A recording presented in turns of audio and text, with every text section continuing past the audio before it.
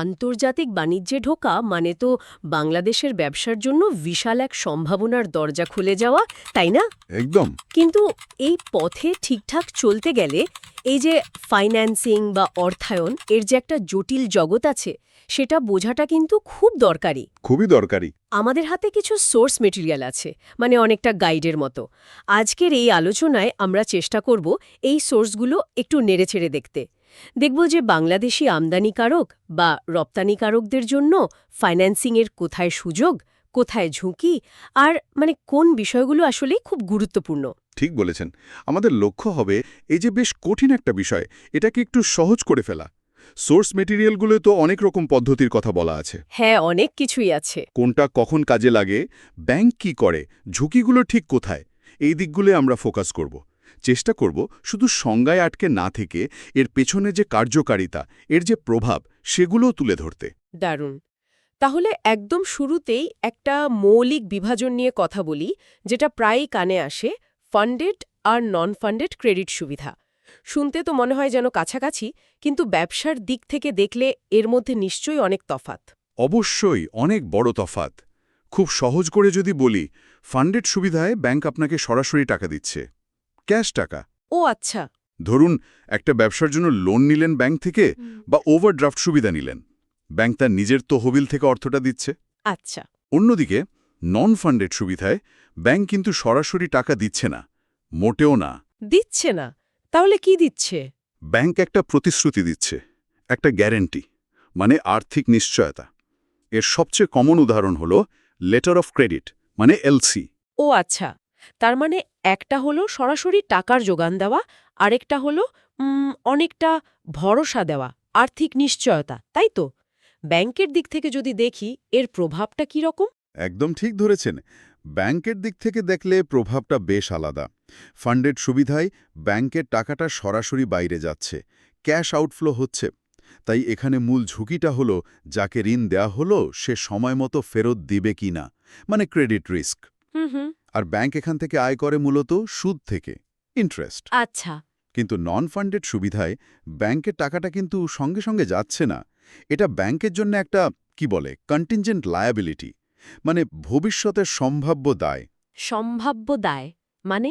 মানে হলো, যদি নির্দিষ্ট কিছু শর্ত পূরণ না হয়, ধরুন আমদানিকারক যদি সময়মতো টাকা দিতে না পারে, তখন ব্যাংকের দায় তৈরি হবে টাকাটা দেওয়ার। এখানে ব্যাংকের আয়টা আসে মূলত বিভিন্ন ফি বা কমিশন থেকে। কাজেই ঝুঁকির ধরনটাও আলাদা, আয়ের উৎসও আলাদা। বাহ, বেশ পরিষ্কার হলো তো ব্যাপারটা। এলসি যেহেতু নন ফান্ডেডের সবচেয়ে বড় উদাহরণ, আর আন্তর্জাতিক বাণিজ্যে তো প্রায় সবাই এটার নাম শুনেছে। হ্যাঁ, এটা ছাড়া তো চলেই না প্রায়। তো এটা নিয়ে একটু বিস্তারিত কথা বলি, কি বলেন? এর কার্যপদ্ধতিটা আসলে কেমন, মানে কাজ করে কিভাবে? নিশ্চয়ই। এলসি তো আসলে আন্তর্জাতিক বাণিজ্যে ক্রেতা বিক্রেতা দুজনেরই স্বার্থ রক্ষা করার দারুণ একটা মেকানিজম। হুম। প্রক্রিয়াটা শুরু হয় ক্রেতা মানে আমদানিকারক আর বিক্রেতা মানে রপ্তানিকারক এদের মধ্যে একটা চুক্তি দিয়ে। সেখানে লেখা থাকে যে পেমেন্ট হবে এলসির মাধ্যমে। আচ্ছা। এরপর আমদানিকারক যায় তার নিজের ব্যাংকে, যেটাকে বলে ইস্যুইং ব্যাংক। সেখানে গিয়ে এলসি খোলার জন্য আবেদন করে। ব্যাংক সবকিছু দেখে শুনে যাচাই করে এলসিটা ইস্যু করে। তারপর সেটা পাঠিয়ে দেয় রপ্তানিকারকের দেশের কোনো একটা ব্যাংকের কাছে। ওই ব্যাংকটাকে বলে অ্যাডভাইজিং ব্যাংক। অ্যাডভাইজিং ব্যাংক, তার মানে এর কাজ কি শুধু খবরটা পৌঁছে দেওয়া, নাকি আরও কিছু? মূলত খবরটা দেওয়াই কাজ। ওরা এলসির অথেন্টিসিটি বা সত্যতা যাচাই করে রপ্তানিকারককে জানিয়ে দেয়। তবে মূল আর্থিক দায়টা কিন্তু ওদের থাকে না। ও, যদি না তারা আবার কনফার্মিং ব্যাংক হিসাবেও কাজ করে? সেটা অবশ্য অন্য ব্যাপার। আচ্ছা। তারপর? তারপর রপ্তানিকারক মাল শিপমেন্ট করে দেয়। আর প্রয়োজনীয় সব ডকুমেন্ট, যেমন ধরুন ইনভয়েস, বিল অফ লেডিং, এইগুলো তার ব্যাংকের মাধ্যমে পাঠিয়ে দেয় ইস্যুইং ব্যাংকের কাছে। আচ্ছা। ইস্যুইং ব্যাংক তখন ওই ডকুমেন্টগুলো এলসির শর্তের সাথে অক্ষরে অক্ষরে মিলিয়ে দেখে। যদি সব ঠিকঠাক থাকে তাহলে ব্যাংক রপ্তানিকারককে পেমেন্ট দেয় বা দেওয়ার ব্যবস্থা করে। আর ডকুমেন্টগুলো আমদানিকারককে দিয়ে দেয় মাল ছাড়ানোর জন্য। আচ্ছা, এই প্রক্রিয়ার মধ্যে কনফার্মড এলসি বলেও তো একটা কথা বেশ শোনা যায়। কখন এটার দরকার পড়ে, আর এটা কিভাবে একটু বেশি নিরাপত্তা দেয়? ভালো পয়েন্ট। দেখুন, অনেক সময় এমন হয় যে রপ্তানিকারক হয়তো আমদানিকারকের দেশ বা তার ব্যাংকের উপর পুরোপুরি ভরসা রাখতে পারছে না। কেন? হতে পারে সেখানে রাজনৈতিক বা অর্থনৈতিক অস্থিতিশীলতা আছে বা ওই ব্যাংকটার রেটিং ভালো না। তখন রপ্তানিকারক চায় যে তার নিজের দেশেরই কোনো চেনা শক্তিশালী ব্যাংক এই এলসির পেমেন্টে একটা গ্যারান্টি দেখ। ও আচ্ছা আচ্ছা। একেই বলে কনফার্মড এলসি। এক্ষেত্রে রপ্তানিকারকের দেশের ব্যাংক, যাকে বলে কনফার্মিং ব্যাংক, সে এলসিতে তার নিজের একটা কনফার্মেশন বা নিশ্চয়তা যোগ করে দেয়। তার মানে হলো যদি কোনো কারণে ইস্যুইং ব্যাংক মানে আমদানিকারকের ব্যাংক পেমেন্ট দিতে ফেলও করে, কনফার্মিং ব্যাংক কিন্তু পেমেন্ট দিতে বাধ্য থাকবে যদি ডকুমেন্ট সব ঠিক থাকে। বাহ, এটা তো রপ্তানিকারকের জন্য বিরাট একটা সেফটি। অবশ্যই বিরাট নিরাপত্তা, যদিও এর জন্য খরচটা একটু বেশি পড়ে। তা তো পড়বেই। আচ্ছা, এলসি নিয়ে তো আরও কিছু একটু জটিল ব্যবস্থার কথা শোনা যায়, যেমন back to back LC. Source material বলছে এটা কাদের জন্য বেশি কাজে লাগে, আর এর ঝুঁকিগুলোই বাকি। হ্যাঁ, ব্যাক টু ব্যাক এলসি এটা মূলত ব্যবহার করে ট্রেডার্সরা বা মধ্যস্থতাকারীরা। ট্রেডার্সরা? হ্যাঁ, ধরুন একজন বাংলাদেশি ট্রেডার, সে বিদেশ থেকে পণ্য কিনবে, আবার সেটা অন্য কোনো দেশে বিক্রি করবে বা রপ্তানি করবে। আচ্ছা। সে যার কাছে বিক্রি করবে সেই বিদেশি ক্রেতার কাছ থেকে একটা এক্সপোর্ট এলসি পেল। এখন এই এলসিটাকেই জামানত রেখে সে যার কাছ থেকে পণ্যটা কিনবে তার জন্য একটা ইম্পোর্ট এলসি খোলে। এই দ্বিতীয় এলসিটাই হলো ব্যাক টু ব্যাক এলসি। ও, মানে একটা এলসির ওপর ভিত্তি করে আরেকটা এলসি খোলা। ঠিক তাই। শুনতে খুব সুবিধাজনক মনে হলেও আমাদের সোর্স মেটেরিয়াল কিন্তু বলছে এখানে ঝুঁকি অনেক, বেশ কিছু ঝুঁকি আছে। যেমন ধরুন দুটো এলসির শর্তাবলী মেলানো কিন্তু বেশ ঝামেলার। সামান্য এদিক ওদিক হলেই সমস্যা। আবার ধরুন মূল ক্রেতা মানে যার কাছে ট্রেডার মাল বিক্রি করছে, সে যদি কোনো কারণে পেমেন্ট না দেয় বা দেরি করে, তাহলে তো ট্রেডার আটকা পড়ে যাবে। ঠিক তাই, তখন ট্রেডারের পক্ষে তার সরবরাহকারীকে সময়মতো পেমেন্ট দেওয়া খুব কঠিন হয়ে পড়ে। এখানে একটা ডাবল এক্সপোজার রিস্ক থাকে, পারফরমেন্স রিস্ক থাকে, ডকুমেন্টেশনে ভুল হবার ঝুঁকি থাকে, মানে বেশ জটিল। তাই এটা ব্যবহারে খুব সতর্ক থাকতে হয়। আর একটা ইন্টারেস্টিং টার্ম পেলাম সোর্সে, রেড ক্লজ এলসি। এটা নাকি এখন আর তেমন চলেই না। হ্যাঁ, রেড ক্লজ এলসি একসময় এটা ব্যবহার করা হতো। উদ্দেশ্য ছিল রপ্তানিকারককে মাল শিপমেন্ট করার আগেই কিছু অগ্রিম টাকা দেওয়া। শিপমেন্টের আগেই? কেন? যাতে সে হয়তো কাঁচামাল কিনতে পারে বা উৎপাদনটা চালু রাখতে পারে। এলসিতে এই যে অগ্রিম টাকা দেওয়ার শর্তটা, এটা নাকি লাল কালিতে লেখা থাকত, তাই এর নাম হয়েছিল রেড ক্লজ। ইন্টারেস্টিং। কিন্তু সমস্যাটা বুঝতেই পারছেন, ব্যাংক টাকাটা দিয়ে দিচ্ছে মাল হাতে পাওয়ার আগেই। যদি রপ্তানিকারক কোনো কারণে মালটা দিতে না পারে বা না দেয়, তাহলে তো ব্যাংকের টাকাটা মারা গেল। একদম, ব্যাংকের টাকা ফেরত পাওয়া খুব কঠিন। এই যে বিশাল ঝুঁকি, এটার কারণেই সোর্স অনুযায়ী ব্যাংকগুলো এখন আর এটা ইস্যু করতে প্রায় চাই না। এটা একটা ভালো উদাহরণ যে কিভাবে ফাইন্যান্সিংয়ের টুলসগুলো সময়ের সাথে সাথে বদলে যায় ঝুঁকির ধারণার ওপর ভিত্তি করে। বোঝা গেল। আপনি বলছিলেন এলসি প্রক্রিয়ায় ডকুমেন্ট পরীক্ষা করাটা খুবই গুরুত্বপূর্ণ। সোর্স বলছে ইউসিপি 600 নিয়ম অনুযায়ী ব্যাংকগুলো ডকুমেন্ট চেক করার জন্য 5 ব্যাংকিং দিন সময় পায়। কিন্তু যদি ডকুমেন্টে ছোটখাটো কোনো ভুলও থাকে, তাহলেও কি পেমেন্ট আটকে যেতে পারে? এর থেকে বাঁচার কোনো উপায় আছে কি? খুব জরুরি প্রশ্ন এটা। ইউসিপি 600 হল ডকুমেন্টারি ক্রেডিটের জন্য আন্তর্জাতিক নিয়ম, কাইন্ড অফ বলতে পারেন বাইবেলের মতো। হ্যাঁ, শুনেছি। এর নিয়মগুলো কিন্তু বেশ কড়া। ডকুমেন্টে যদি এলসির শর্তের সাথে সামান্যতম গরমিল পাওয়া যায়, ধরুন একটা নামের বানানে ভুল বা কোনো একটা তথ্য মিসিং, ব্যাংক কিন্তু পেমেন্ট প্রত্যাখ্যান বা রিজেক্ট করতে পারে। একে বলে ডিসক্রেপেন্সি। ও, সামান্য ভুলেও?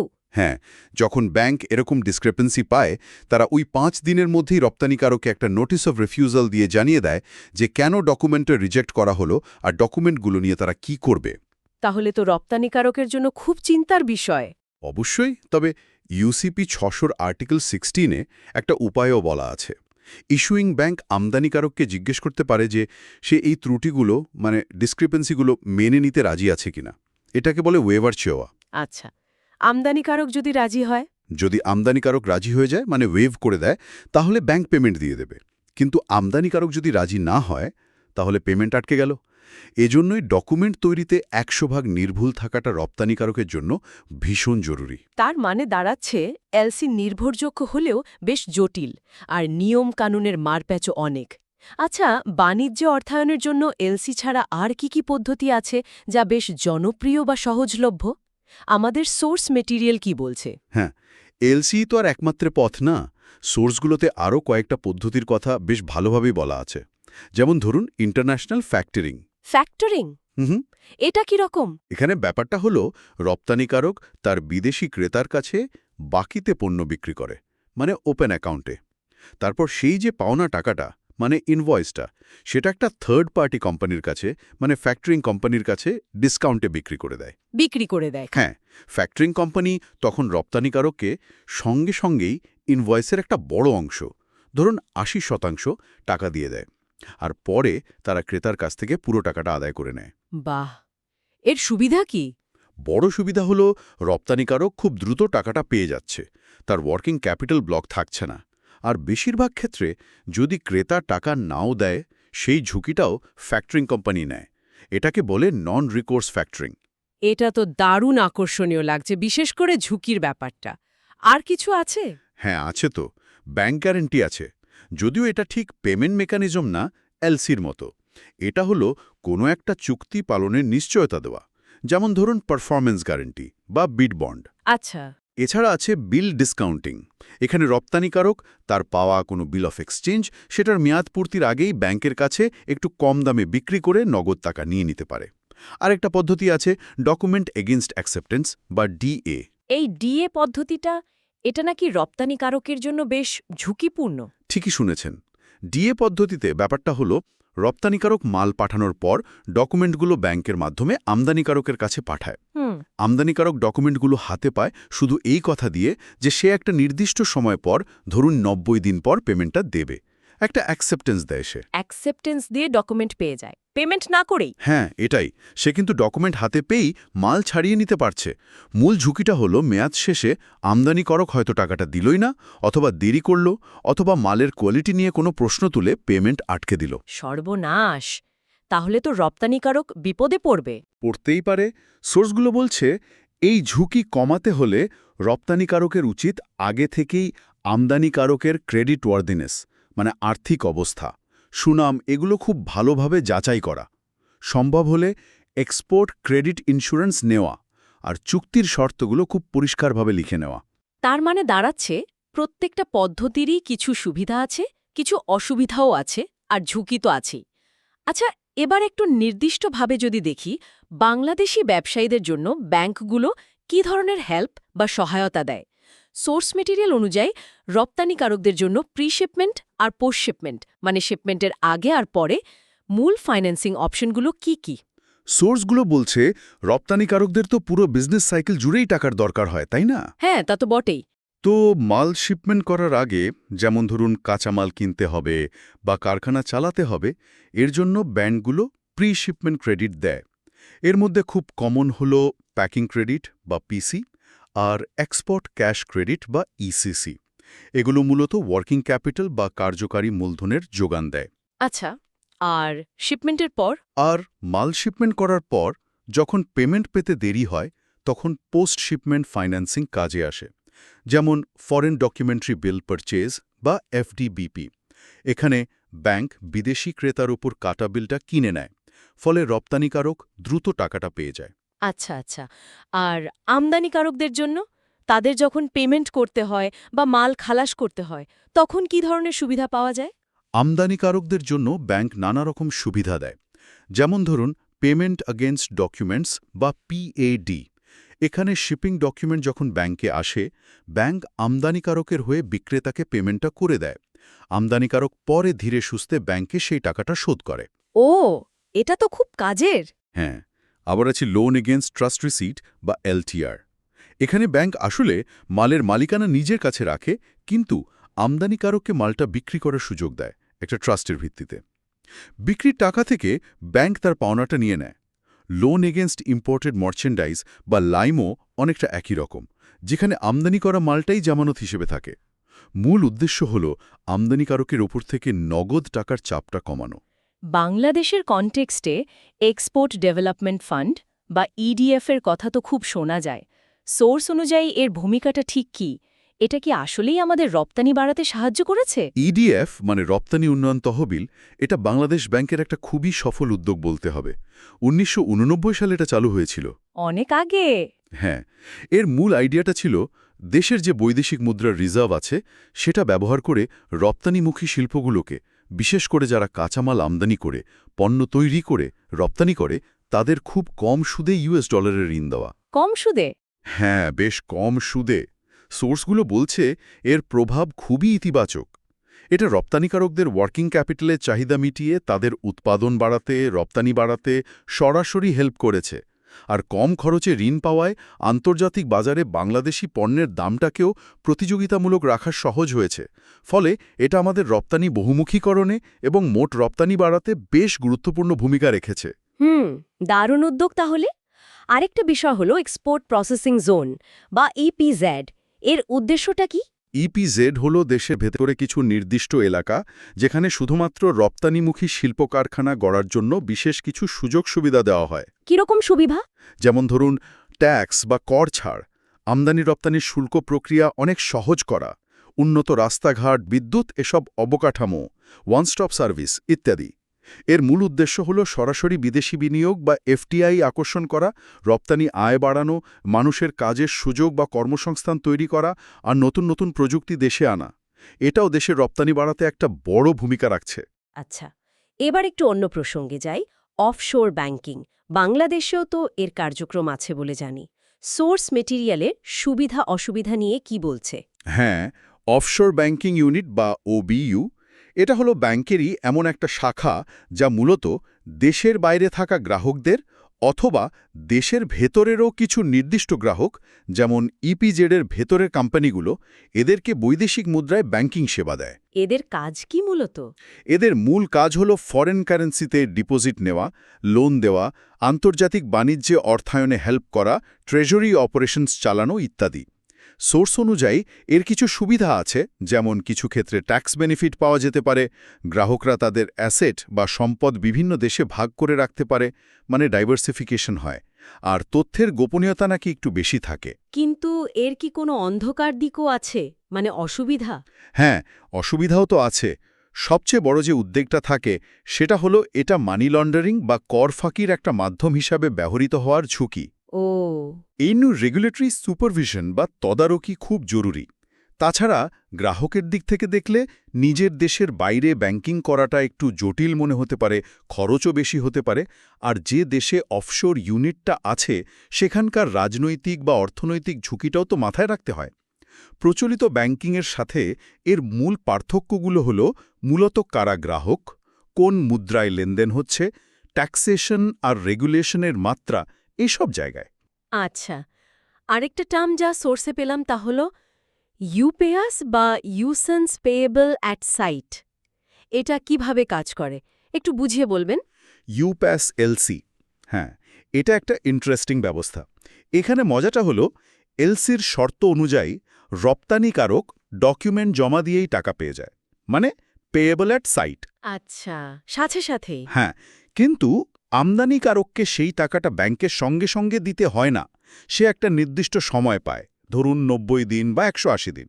এটাকে বলে ইউজেন্স পিরিয়ড। ও, তাহলে এই সময়টার টাকাটা কে দেয়? এই সময়টার জন্য যে ফিন্যান্সিং সেটা ব্যাংক করে দেয়, যার সুদ বা খরচটা আমদানিকারক বহন করে। তো এটা আমদানিকারকের জন্য অনেকটা বাকিতে মাল কেনার মতো হলো, আবার রপ্তানিকারকেরও টাকা পেতে দেরি হলো না। মানে দুপক্ষের জন্যই উইন উইন সিচুয়েশন তৈরি হতে পারে। বাহ, ইন্টারেস্টিং তো। আমরা তো অনেকগুলো ফাইন্যান্সিং টুলস আর ব্যবস্থার কথা বললাম, কিন্তু আন্তর্জাতিক বাণিজ্য তো আর একটা বিচ্ছিন্ন দ্বীপের মতো না। বাইরের অনেক ঘটনাও তো এর উপর প্রভাব ফেলে, তাই না? যেমন ধরুন ইউক্রেন যুদ্ধ, এটার প্রভাব নিয়ে সোর্স কি বলছে? অবশ্যই ফেলে। বাইরের ঘটনা ব্যাপক প্রভাব ফেলে। সোর্সগুলো উল্লেখ করছে যে ইউক্রেন যুদ্ধের মতো একটা বড় আন্তর্জাতিক ঘটনা বাণিজ্য অর্থায়নের ওপর মারাত্মক প্রভাব ফেলেছে। কিভাবে? যেমন ধরুন, যুদ্ধের কারণে বিশ্বজুড়ে জ্বালানি, খাদ্যশস্য আরও অনেক পণ্যের দাম হু হু করে বেড়ে গেল। ফলে আমদানিকারকদের খরচ অনেক বেড়ে গেল। সাপ্লাই চেনে বড় ধরনের বিঘ্ন ঘটল। মাল আনা নেওয়া কঠিন আর ব্যয়বহুল হয়ে পড়ল। আবার বিশ্বজুড়ে যে একটা অর্থনৈতিক মন্দার আশঙ্কা তৈরি হলো, তাতে অনেক দেশের চাহিদা কমে গেল। এটা আবার রপ্তানিকারকদের ওপর চাপ তৈরি করল।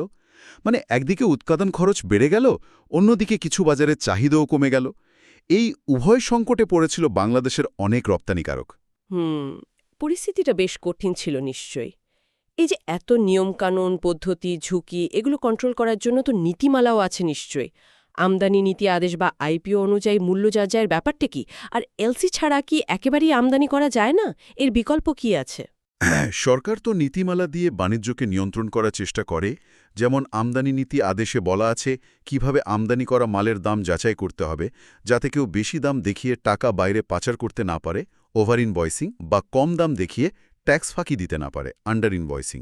কিভাবে যাচাই করে? এর জন্য আন্তর্জাতিক বাজার দর দেখা হয়, কাস্টমস নিজেরা ভ্যালুয়েশন করে, এরকম নানা পদ্ধতি আছে। আর এলসি ছাড়া আমদানিরও কিছু সুযোগ আছে, তবে খুব সীমিত আর শর্ত সাপেক্ষে। যেমন খুব অল্প মূল্যের বা ছোটখাটো আমদানির ক্ষেত্রে হয়তো সরাসরি ব্যাংক ট্রান্সফারে পেমেন্ট করা যায়, অথবা যদি ব্যবসায়িক সম্পর্ক খুব পুরনো আর বিশ্বস্ত হয়, সেক্ষেত্রে ওপেন অ্যাকাউন্ট বা ডেফার্ড পেমেন্টও হতে পারে। তবে বেশিরভাগ বড় আমদানির ক্ষেত্রে এলসিই কিন্তু এখনও প্রধান ভরসা। আচ্ছা, সবশেষে ঝুঁকির কথায় আবার একটু ফিরে আসি। এতগুলো পদ্ধতির কথা শুনলাম, প্রত্যেকটার সাথেই তো কম বেশি ঝুঁকি জড়িয়ে আছে। সোর্স মেটেরিয়াল অনুযায়ী আমদানি অর্থায়নে ব্যাংকগুলোর সামনে প্রধান ঝুঁকিগুলো কি কি, আর তারা নিজেদের বাঁচায় কিভাবে? আমদানি অর্থায়নে ব্যাংকগুলোর জন্য সবচেয়ে বড় ঝুঁকি হল ক্রেডিট রিস্ক। মানে আমদানিকারক সময়মতো ব্যাংকে টাকাটা ফেরত দিতে পারবে তো? এরপর আছে ডকুমেন্টেশন রিস্ক। ভুল ডকুমেন্ট বা জাল ডকুমেন্টের কারণে বড় সমস্যা হতে পারে। কারেন্সি রিস্ক তো আছেই, মানে ডলার বা অন্য মুদ্রার বিনিময় হার ওঠানামা করলে লোকসান হতে পারে। আর জালিয়াতি বা ফ্রড রিস্ক, সেটা তো সবখানেই থাকে। এছাড়া নিয়মকানুন ঠিকমতো না মানলে আছে কমপ্লায়েন্স রিস্ক। ব্যাংকগুলো এগুলো ম্যানেজ করে কিভাবে? ব্যাংকগুলো এসব ঝুঁকি কমাতে অনেক রকম ব্যবস্থা নেয়। যেমন আমদানিকারকের আর্থিক অবস্থা, তার ব্যবসার সুনাম, এগুলো খুব ভালোভাবে খতিয়ে দেখে ঋণ দেওয়ার আগে, যেটাকে ক্রেডিট অ্যাসেসমেন্ট বলে। ডকুমেন্টগুলো খুব খুঁটিয়ে খুঁটিয়ে পরীক্ষা করে, প্রয়োজনে হেজিং করে কারেন্সি রিস্ক কমায়, লেনদেনগুলো মনিটর করে, আর খুব কঠোরভাবে কেওয়াইসি মানে গ্রাহকদের জানো, আর এএমএল মানে অ্যান্টি মানি লন্ড্রিং নীতিমালা মেনে চলে। আর রপ্তানি অর্থায়নের ঝুঁকিগুলো কি? সেখানে প্রতিকার বা সতর্কতাই বা কি? রপ্তানি অর্থায়নেও ঝুঁকিগুলো অনেকটা একই রকম, তবে দেখার চোখটা ভিন্ন। এখানে ক্রেডিট রিস্ক হল বিদেশি ক্রেতা টাকাটা দেবে কিনা সেই চিন্তা। আচ্ছা। ডকুমেন্টেশনে ভুল হলে পেমেন্ট আটকে যেতে পারে, এটা হলো ডকুমেন্টেশন রিস্ক। কারেন্সি রিস্ক এখানেও আছে। কমপ্লায়েন্স রিস্ক মানে হল নিজের দেশের রপ্তানি নীতিমালা বা আমদানিকারকের দেশের আইনকানুন ঠিকমতো মানা হলো কিনা। আর একটা বড় ঝুঁকি হল পারফরম্যান্স রিস্ক। সেটা কি? মানে রপ্তানিকারক নিজেই চুক্তি অনুযায়ী ঠিক সময়ে ঠিক মানের পণ্যটা সরবরাহ করতে পারল কিনা। যদি না পারে, তাহলেও তো পেমেন্ট আটকে যেতে পারে বা অর্ডার বাতিল হতে পারে। এর প্রতিকার কি? প্রতিকার হিসেবে সোর্সগুলো বলছে বিদেশি ক্রেতা এবং তার ব্যাংকের সক্ষমতা ভালোভাবে যাচাই করা উচিত, ডকুমেন্ট তৈরিতে সর্বোচ্চ সতর্কতা অবলম্বন করা, প্রয়োজনে ফরওয়ার্ড কন্ট্রাক্ট করে বা ইন্স্যুরেন্স নিয়ে ঝুঁকি কমানো, আর অবশ্যই সব নিয়মকানুন জেনে বুঝে ব্যবসা পরিচালনা করাটা খুব জরুরি। তাহলে আজকের এই যে গভীর আলোচনা, এখান থেকে আমরা দেখলাম বাংলাদেশের আন্তর্জাতিক বাণিজ্য অর্থায়নের জগৎটা আসলে কত বিশাল আর কত রকমের পথ এখানে আছে। এলসি থেকে শুরু করে ফ্যাক্টরিং, ব্যাংক গ্যারান্টি, নানা ধরনের ফান্ডেড, নন ফান্ডেড সুবিধা, মানে ব্যবসায়ীদের জন্য হাতিয়ারের অভাব নেই। একদম। কিন্তু এটাও দেখলাম যে প্রত্যেকটা হাতিয়ার ব্যবহারের সাথেই কিছু না কিছু ঝুঁকি জড়িয়ে আছে, কোনোটা কম, কোনোটা বেশি। হ্যাঁ, আমরা ঝুঁকি ব্যবস্থাপনা নিয়েও কথা বললাম। ইডিএফ বা ইপিজেডের মতো সরকারি সহায়তা কিভাবে কাজে লাগছে দেখলাম, অফশোর ব্যাংকিংয়ের মতো বিকল্পের কথাও শুনলাম, আবার ইউক্রেন যুদ্ধের মতো আন্তর্জাতিক ঘটনার প্রভাবও আলোচনা করলাম। নিঃসন্দেহে আজকের আলোচনা থেকে একটা বিষয় খুব পরিষ্কার হল যে আন্তর্জাতিক বাণিজ্যে সফল হতে হলে শুধু ভালো প্রোডাক্ট বানালেই হবে না, বা শুধু মার্কেট খুঁজে বের করলেই হবে না। ঠিক। ফাইন্যান্সিংয়ের সঠিক পথটা বেছে নেওয়া আর সম্ভাব্য ঝুঁকিগুলো আগে থেকে চিনে নিয়ে সেগুলো সামলানোর জন্য তৈরি থাকাটাও সমানভাবে সেঞ্চি আরও বেশি গুরুত্বপূর্ণ।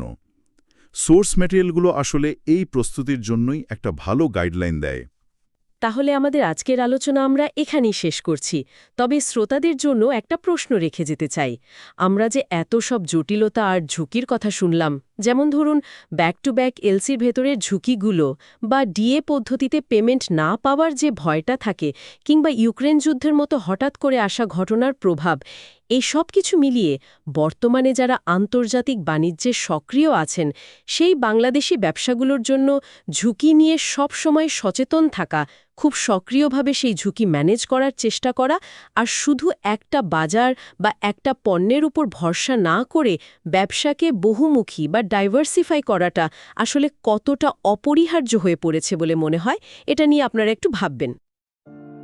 অমর একুশে বইমেলা 2026 প্রকাশিত হল রাকিব আসরারের রহস্য ও মনস্তাত্ত্বিক উপন্যাস তিলের ছায়া। তিলের ছায়া এমন একটি গল্প যা শেষ করার পরও আপনার মনে রেশ রেখে যাবে অনেকক্ষণ। বইটি পাওয়া যাচ্ছে অমর একুশে বইমেলার অক্ষরবৃত্ত প্রকাশনের স্টলে। এছাড়া অনলাইনে অর্ডার করতে ভিজিট করুন rakibasrar.varsel.app অথবা রকমারি.com।